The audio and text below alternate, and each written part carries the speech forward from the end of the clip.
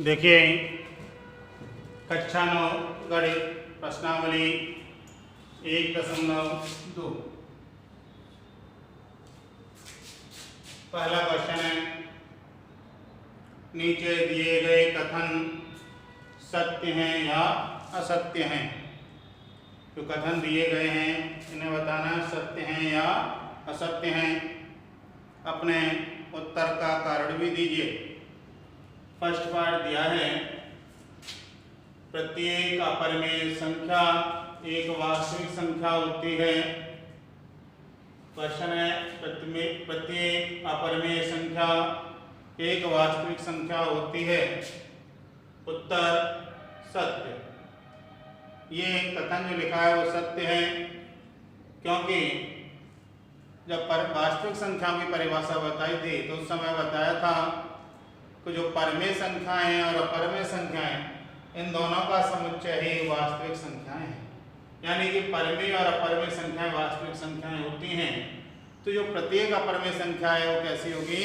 वास्तविक संख्या भी होगी। सेकंड पार्ट, संख्या रेखा पर प्रत्येक बिंदु √m के रूप का होता है, जहां m एक प्राकृत संख्या है। ये असत्य है, क्योंकि जो संख्या रेखा होती है, संख्या रेखा पर एक निश्चित बिंदु के दाईं तरफ धन की वैल्यू प्राप्त होती है और बाईं तरफ माइनस की। जैसे यहाँ 0 है, यहाँ 1, ये 2, ये 3, इधर -1, -2, -3। यानी कि किसी भी संख्या का वर्गमूल प्राकृतिक संख्या का वर्गमूल ऋणात्मक नहीं होगा। यानी असत्य, क्योंकि कोई भी ऋण संख्या प्राकृतिक संख्या का वर्गमूल नहीं होता, इसलिए ये असत्य हो जाएगा। थर्ड है, प्रत्येक वास्तविक संख्या अपरमेय संख्या होती है। तो देखेंगे प्रत्येक वास्तविक संख्या अपरमेय होती है। पहला कथन भी ऐसा ही था। वास्तव में ये असत्य है, क्योंकि जो वास्तविक संख्याएं हैं उसमें परमेय और अपरमेय दोनों प्रकार की संख्याएं होती हैं, जबकि इसमें कहा जा रहा है कि केवल अपरमेय संख्या ही वास्तविक संख्या, यानी प्रत्येक वास्तविक संख्या अपरमेय संख्या होती है। तो ये गलत है। अतः क्या बात सही है? परमेय और अपरमेय संख्याएं दोनों ही वास्तविक संख्याएं होती हैं। देखिए क्वेश्चन नंबर 2, कहा जा रहा है क्या सभी धनात्मक पूर्णांकों के वर्गमूल अपरमेय होते हैं? यदि नहीं तो एक ऐसी संख्या के वर्गमूल का उदाहरण दीजिए जो एक परमेय संख्या है।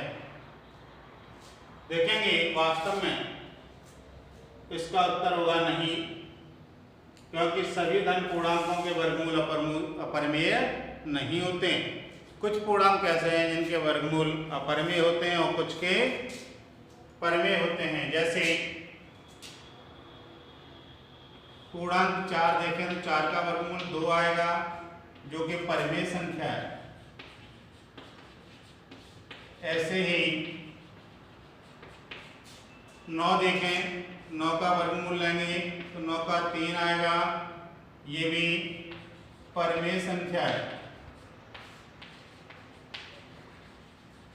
और भी देख सकते हैं, जैसे √16 का वर्गमूल 4, ये भी परमेय संख्या है। ऐसे √25, √36, √49 आदि डॉट डॉट डॉट डॉट। इनके पूर्णांक देखेंगे तो कैसे आएंगे? परमेय आएंगे। 25 का वर्गमूल 5, 36 का 6, 49 का 7। तो ये जो पूर्णांक आए हैं, पूर्ण अंक हैं, हर इनका 1 हो जाएगा। तो ये सभी परमेय संख्याएं हैं। तो ऐसी बहुत सारी संख्याएं हैं जिनके वर्गमूल धन पूर्णांक हैं, जिनके वर्गमूल परमेय संख्याएं प्राप्त होती हैं। तो सभी संख्याओं का वर्गमूल अपरमेय नहीं होता। क्वेश्चन नंबर 3, संख्या रेखा पर √5 को निरूपित कीजिए। यानी कि √5 को संख्या रेखा पर निरूपित करना है। संख्या रेखा खींचेंगे और एक निश्चित बिंदु को 0 प्रकाश पैमाने पर की सहायता से 1-1 सेंटीमीटर की दूरी पर चिन्ह लगा लेंगे दोनों साइड में। 1 2 3 4 -1 -2 -3। अब जो हमारे पास संख्या है उस संख्या को नोट करेंगे, क्या है √5। उस संख्या को दो भागों में इस प्रकार बांटेंगे कि उनके वर्गमूल भी पूर्णांक आ जाएं। तो देखिए 5 के खंड करेंगे, 1 और 4 जोड़ेंगे 5 हो रहा है। 1 का वर्गमूल भी ज्ञात कर सकते हैं और 2 का वर्गमूल भी ज्ञात कर सकते हैं। तो इसे लिख सकते हैं 4 + 1, यानी कैसे लिख सकते हैं 2 का वर्ग प्लस 1 का वर्ग, यानी पाइथागोरस प्रमेय लगेगी। अब हमारे पास दो अंक आ गए, एक 2 का वर्ग है और एक 1 का वर्ग है। संख्या रेखा पर पहले देखेंगे 2 कहाँ है, तो 2 ये रहा प्लस का।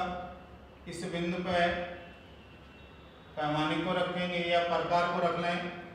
प्रकार में कोई सी दूरी लेंगे और कोई सी दूरी लेकर एक चाप लगा देंगे, यानी कि इस बिंदु पर 90 अंश का कोण बनाना।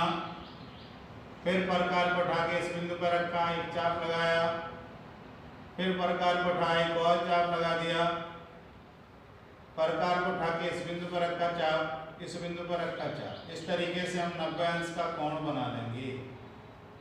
कितने अंश का कोण बनाना बेटा, 90 अंश का कोण बनाना है।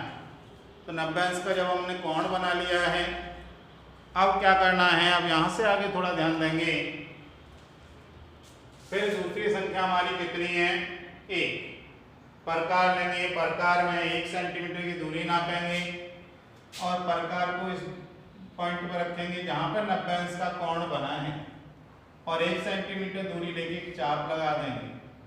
जिस बिंदु पर काटे, इसे O कह दें तो इसे M कह देंगे, या इसे A कह दिया, इसे M कह दिया। अब M को O से डॉटेड मिला दीजिए।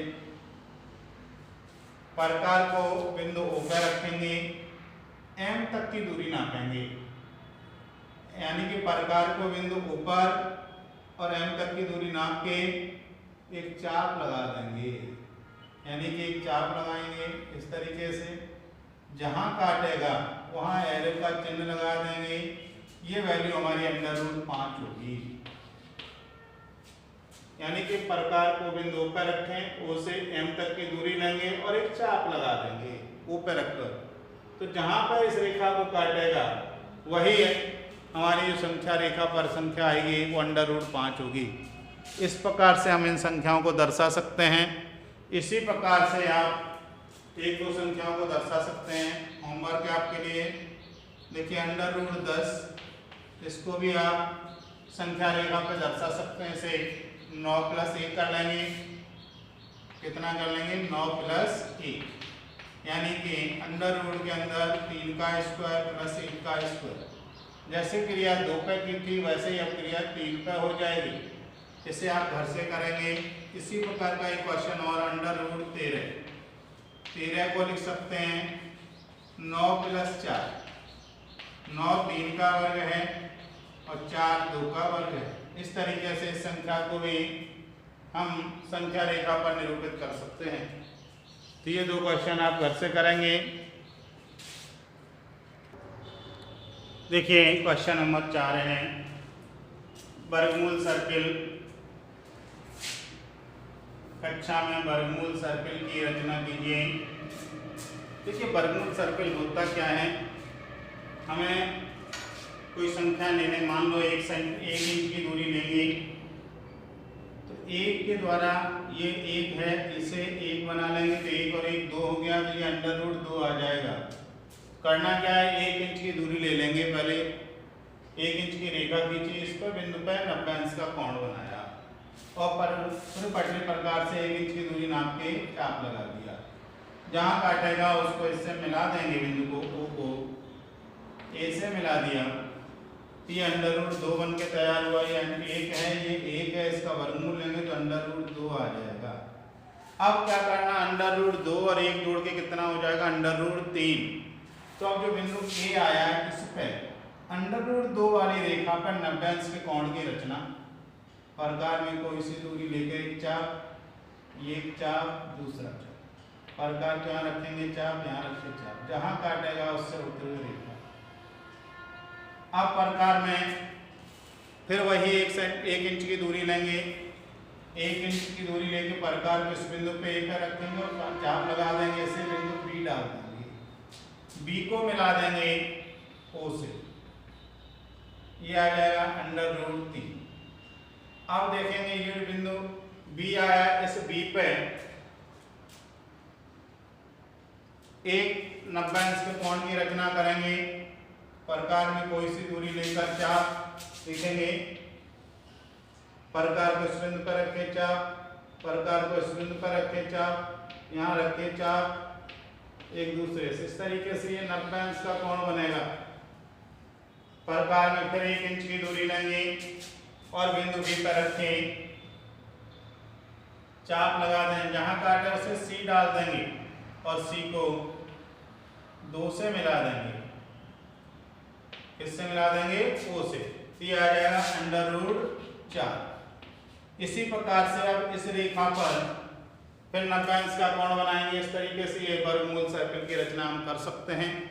यानी कि सबसे पहले 1 इंच की रेखा खींचेंगे, फिर दूसरे बिंदु पर 90 अंश का कोण बनाएंगे और 1 इंच की दूरी लेकर चाप लगा देंगे, उसे मिला देंगे, ये आ जाएगा ओ ए। ये अंडर रूट 2 आ गया। अब ए पर अंडर रूट 2 वाली भुजा पर 90 अंश का कोण की रचना, तो 90 अंश का कोण बनाया, फिर जो 90 अंश की रेखा आई उस पर 1 इंच की दूरी फिर काट लेंगे। कितनी काटनी है, 1 इंच की दूरी, 1 इंच की दूरी काटेंगे, यहाँ चाप लगाएंगे तो ये बिंदु बी आ गया, बी को ओ से मिला देंगे। अब ओ बी रेखा आ गई, ओ बी रेखा पे पुनः 90 अंश का कोण बनाएंगे, 90 अंश का कोण बनेगा तो ये रेखा आ जाएगी।